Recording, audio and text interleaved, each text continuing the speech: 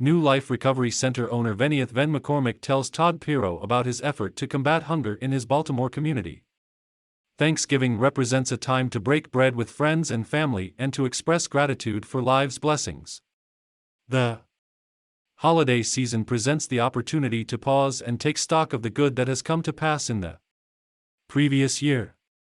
But this year, I'd like to challenge everyone to join me in finding gratitude in the trials as well.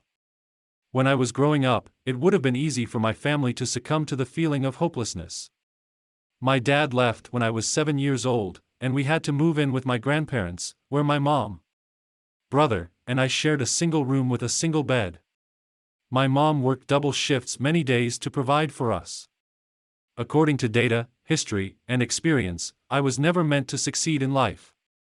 Yet, I now know my miserable start was my life's greatest blessing. Our misery became my motivation, and now I look back knowing that all things are possible because we live in this great country. World War II veteran celebrates 100th birthday, reveals his secrets and lifetime of inspiration. Only in America can a black man, the grandson of a cotton picker, be elected to a seat in the birthplace of the Civil War and win a Republican primary against the sons of two of South Carolina's most powerful political dynasties. Given the opportunity, our great state continues to lead the country on its redemptive journey. The first Thanksgiving at Plymouth in 1621. Paint from 1914. Private collection. Artist Brownscombe, Jenny Augusta, 1850-1936. Photo by Fine Art Images/Heritage Images/Getty Images. I share my Cotton to Congress story so often, not just to help people understand me and my family's story. It's not really about us. It's about the miracle of America. I've said it before, but it bears repeating: America is the solution, not the problem.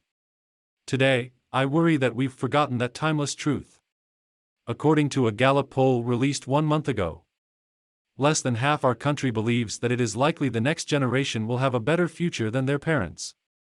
At 57%, the percentage of Americans who have lost hope in the future of our country is the worst number recorded since the question was first polled 27 years ago. I get it. We're facing challenges as a country that are testing our resilience. Whether it's the economic recession, toxic politics of division, or uncertainty about our place in the world. People are exhausted by the constant crises. In turn, we find ourselves in a crisis of confidence that represents one of the greatest threats to our future success. Click here to get the opinion newsletter. Faith in the future gives us power in the present. We have to have optimism, which means believing that the best is yet to come and showing people how we get there. If the American people have lost faith in the future, that means that today's leaders aren't charting a clear path. We must reframe our own personal histories, as well as our shared history, through a new perspective. If we do, I believe we will have a radical reawakening of faith in our nation that is necessary to power the next great American century. We need leaders who have servants' hearts for the people, a vision to see the promise of our future, and the warrior spirit to make the personal sacrifices necessary in pursuit of that mission.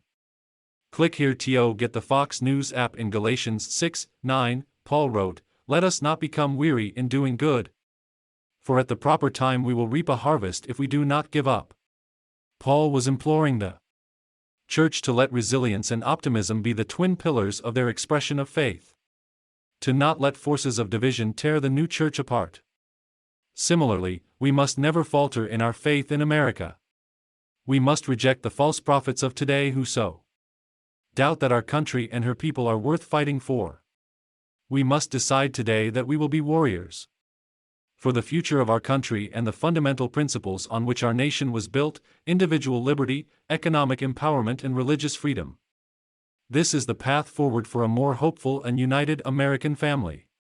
Click here to read more from Sen.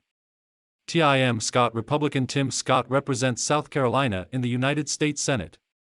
He is author of the new book, America, A Redemption Story, Choosing Hope, Creating Unity. Thomas Nelson, August 9, 2022.